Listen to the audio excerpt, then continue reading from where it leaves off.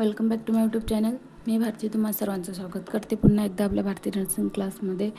तर आजच्या क्लासमध्ये आपला टॉपिक आहे ANM फर्स्ट इयरचा जो आपण क्वेश्चन पेपर स्टार्ट केलेला आहे, म्हणजेच की याच्या आधी आपण घेतला आहे MCQ 5 मार्क्ससाठी। त्याच्यानंतर जोड्यानंतर तिसरा टॉपिक होता आपला तो म्हणजेच व्याख्या डेफिनेशन घेतला मराठीमध्ये, आणि डेफिनेशन झाल्यानंतर आता प्रश्न तिसरा आहे जो की थोडक्यात। आता याच्यामध्ये तिसऱ्या प्रश्नामध्ये काय थोडक्यात उत्तर लिहा। याच्यामध्ये तिसऱ्या प्रश्नामध्ये इथं 6 क्वेश्चन असतात आणि 6 क्वेश्चन मधले तुम्हाला कोणतेही 5 लिहावे लागतात।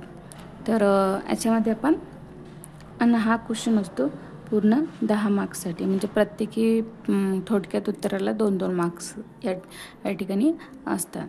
तर सुरू करूया व्हिडिओला। व्हिडिओ सुरू करण्याआधी जर चॅनलवरती नवीन असाल तर प्लीज आपल्या चॅनलला लगेच सबस्क्राईब करून घ्या, जेणेकरून तुम्हाला नेक्स्ट व्हिडिओची नोटिफिकेशन ही सर्वात आधी मिळेल। तर पहिला जो क्वेश्चन आहे आपला तो म्हणजे ORS तयार करण्याची कृती व मात्रा लिहा। आता ORS तयार करण्याची कृती आणि मात्रा। ORS गोल बनवण्यासाठी 1 लिटर उकळून थंड केलेल्या स्वच्छ पाण्यात 6 लहान चमचे साखर। आता ORS चा घोल तयार करण्यासाठी काय करावे? सर्वप्रथम तर 1 लिटर पाणी उकळून ते थंड केल्यानंतर स्वच्छ पाण्यात 6 लहान चमचे साखर आणि 1 ते 2 लहान चमचा मीठ मिसळा। आता 1 ते 2 चम्मच त्याच्यात लहान मीठ असे मिसळा। त्यानंतर मीठ आणि साखर पूर्णपणे विरघळेपर्यंत ढवळत राहा। आता साखर आणि मीठ हे पूर्णपणे मिसळेपर्यंत काय करावे तर ढवळत राहावे।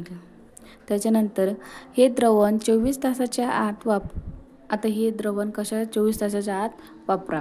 त्यासाठी प्रौढसाठी प्रत्येकी सेल, आता जे प्रौढ व्यक्ती आहेत ते काय तर प्रत्येकी सेल मलप्राप्तीनंतर लूज मोशन सुमारे 1 ग्लास, आता प्रत्येकी सेल मार्फत काय होते तर सुमारे 1 ग्लास 250 मिली एक प्रमाण घ्यावे। तर मुलांसाठी प्रत्येकी सेल मलप्राप्तीनंतर काय करावे तर लहान मुलाला कप किंवा चमच्याने 50 ते 100 मिली अंदाजे 1 ते 4 किंवा 1 ते 2 ग्लास असे द्रावण द्यावे। ORS चे द्रावण शरीरातील पाण्याची कमतरता दूर करते आणि पाणी शरीरात पाण्याची कमतरता भरून काढण्यासाठी मदत करते आणि ते अतिसार थांबवत नाही। पण आता ORS काय करते? अतिसार थांबवत नाही, पण आपल्या शरीरातले जे काही पाणी शरीराच्या बाहेर चालले जाते ते पाण्याची कमतरता त्या ठिकाणी भरून आणण्यासाठी ते ORS ही मदत करते। थोडक्यात आता त्याच्यानंतर प्रसूतीपूर्व मातेची काळजी। आता प्रसवपूर्व मातेची काळजी कशी घ्याल तर मातेच्या गर्भात वाढणारा जो बाळाचे चांगले आरोग्य आणि योग्य विकास सुनिश्चित करण्यासाठी प्रसूतीपूर्व काळात आईने स्वतःची काळजी घेणे खूप गरजेचे असते। आता तर मातेच्या पोटात जे बाळ आहे त्या बाळाची पूर्णपणे चांगल्या प्रकारे वाढ होण्यासाठी काय करायचं तर आईने आपल्या स्वतःची काळजी कशी घेणे हे स्वतःची काळजी घेणे खूप महत्त्वाचे आहे किंवा गरजेचे आहे। तर सर्वप्रथम त्याच्यामधला पॉईंट आहे म्हणजे आहार। आता संतुलित आहार, हिरवा पालेभाज्या, फळे, डाळी, दूध आणि प्रथिने खूप पदार्थ जसे की अंडी, मांस याचा आहारात समावेश करा। तर सर्वप्रथम काय येतो तर आहार। तर आहारामध्ये काय करू संतुलित आहार घेण्यासाठी काय करावे हिरव्या पालेभाज्या, नंतर फळे, डाळी, दूध आणि प्रथिनांचा भरपूर सेवन करावा, जसे की अंडे, मासे यांचा आहारात समावेश असावा। नंतर फोलिक ॲसिड गोळ्या आणि लोह बाळाचा मेंदू आणि पाठीच्या कणांचा विकासासाठी। आता फोलिक ॲसिड गोळ्या कशासाठी असतात? बाळाचा मेंदू आणि पाठीच्या कणांची वाढ होण्यासाठी विकासासाठी फोलिक ॲसिड आणि रक्ताची कमतरता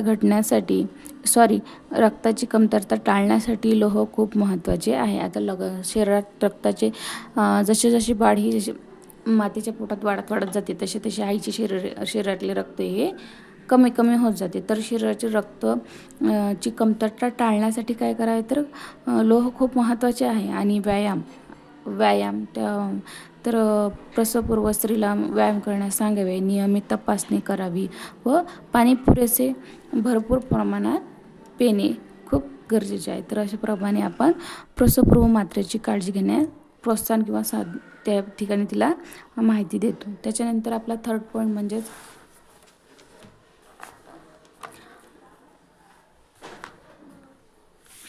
पौगंडावस्थेतील काळजी. आता पौगंडावस्थेतील मुलांची कशी काळजी घ्याल, तर पौगंडावस्थेतील मुलांची काळजी कशा प्रकारे घेता येते, तर काळजी घेण्यासाठी त्याचा शारीरिक आणि मानसिक आता मुलांमध्ये जसे जसे मूल वाढत जाते तशा प्रकारे त्याच्या शारीरिक आणि मानसिकमध्ये सुद्धा बदलाव होण्यास जो बदलाव होतो तो बदल आपल्याला समजून घेणे महत्त्वाचे आहे. त्यांच्याशी मित्रांचे नाते ठेवावे. आता त्यांच्यासोबत कसे मित्राचे नाते ठेवावे किंवा निर्माण करून त्यांना योग्य लैंगिक शिक्षण द्यावे. आता वय वाढत जाते त्यामुळे त्याच्या शरीरात वेगवेगळे बदल होतात आणि ते वेगवेगळे बदल होत असताना ते आपल्याला समजून घ्यावे व त्याविषयी त्यांना माहिती द्यावी. त्यांच्या मतांचा आदर करा आणि त्यांच्या मताचा आदर करावा. त्याच्या स्वातंत्र्याचा सन्मान करा. त्यांच्यावर जास्त नियंत्रण ठेवण्याचा प्रयत्न करू नये. आता त्याच्यावर जसे वय वाढत जाते तसे आपण मातेचे आईवडील मुलावर नियंत्रण ठेवण्याचा प्रयत्न करतात, तर तसं न करतात त्याचा स्वातंत्र्याचा अनुभव करून घ्या. आणि चिंता आणि सामाजिक दबावासारख्या गोष्टीवर त्यांच्याशी संवाद साधला पाहिजे. आता जसे की चिंता आहे आणि सामाजिक दबाव, तर या गोष्टीवर त्यांनी चर्चा केली पाहिजे. जेणेकरून काय होते तर त्यांना सुरक्षित वाटेल आणि याच्यामुळे काय होते तर मुलांना सुरक्षित वाटेल. त्यांच्यावर लक्ष ठेवा आणि चांगल्या वाईट गोष्टींचं त्यांना जाणीव करून द्या. आणि पौगंडावस्थेमध्ये काय मुलांकडे लक्ष ठेवावं आणि त्यांच्या काही चांगल्या वाईट गोष्टी असतील त्याची त्याला जाणीव करून दिली पाहिजे, जेणेकरून त्याला ते चांगल्या प्रकारे गोष्टी लक्षात येतील.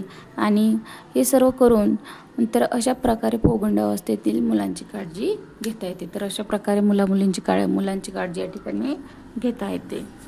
तर नेक्स्ट आहे म्हणजेच वाढ व विकासावर परिणाम करणारे घटक लिहा. तर आपला चौथा पॉईंट आहे त्याच्यामध्ये, तर वाढ विकासावर परिणाम करणारे घटक. आता पहिला घटक म्हणजेच अनुवांशिकता. अनुवांशिकता ही कशी आहे तर हा अनुवांशिकता आईवडिलाकडून मिळालेला एक गुणधर्म आहे. तर अनुवांशिकता हा आईवडिलाकडूनच मिळालेला गुणधर्म तो म्हणजेच मुलामुलीमध्ये येतो.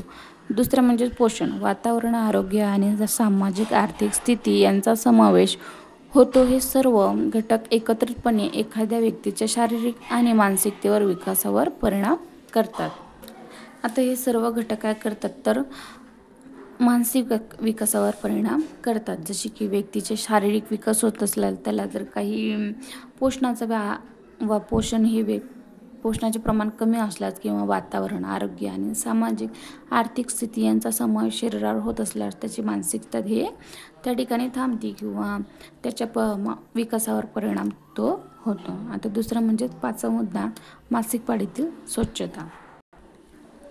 मासिक पाळीतील स्वच्छता. मासिक पाळीच्या काळात स्वच्छता राखणे खूप महत्त्वाचे आहे. जसे की कारण संसर्ग आणि इतर आरोग्य समस्या टाळता यासाठी काही सोप्या गोष्टीकडे लक्षात ठेवणे आवश्यक आहे. आता मासिक पाळीमध्ये स्वच्छता ठेवणे फार महत्त्वाचे आहे. कशी तर सांसर्गिक आदी इतर आरोग्य समस्या. सांसर्गिक आणि आरोग्याची समस्या टाळता यासाठी काय करावे तर काही गोष्टी सोप्या आहेत ते लक्षात ठेवणे आवश्यक आहेत. तर पहिली गोष्ट म्हणजे जर समजा सॅनिटरी पॅड किंवा टेम्पॉन नियमितपणे बदलणे. आता सॅनिटरी पॅड जर वापरत असेल तर नियमितपणे ते बदलणे प्रत्येकी 4 ते 6 तासांनी. आता प्रत्येक 4 ते 6 तासांनी किंवा रक्ताचा प्रवाह जास्त प्रमाणात होत असल्यास पॅड लगेच बदलत राहावे. त्याच्यानंतर योनिमार्गाने स्वच्छता ठेवून कोमट पाण्याचा वापर करावा. आता योनिमार्गाची स्वच्छता ठेवण्यासाठी काय करा तर कोमट पाण्याचा वापर त्या ठिकाणी करावा. साबण किंवा इतर रासायनिक जे प्रोडक्ट असतील ते प्रोडक्ट वापरणे बंद करावे किंवा स्वच्छ अंडरवेअर आणि ते वापर बंद करावे व स्वच्छ अंडरवेअर वापरा. या दिवसामध्ये सुती अंडरवेअर वापरणे फार चांगले असते. तर अशा प्रकारे आपण मासिक पाळीमधील स्वच्छता किंवा अशी काळजी या ठिकाणी घेता येते. तर तुम्हाला व्हिडिओ कसा वाटला कमेंट करा आणि व्हिडिओला भरपूर लाईक करा, चॅनलला सबस्क्राईब करा. तर मी भारती तुमच्यासाठी रोजचे नवीन असेच आपला प्रत्येक टॉपिकवरती मी व्हिडिओ बनवत राहते. तर आता आपण काही दिवस NMचं चॅप्टर जे काही आपले क्वेश्चन पेपर चालू आहेत ते आपण पूर्ण करून घेऊया. त्याच्यानंतर JNMचे क्वेश्चन पेपर लगेच स्टार्ट करूया. तर व्हिडिओ आवडल्यास लाईक करा, चॅनलला सबस्क्राईब करा आणि व्हिडिओ कसा वाटला नक्की कमेंटमध्ये सांगा.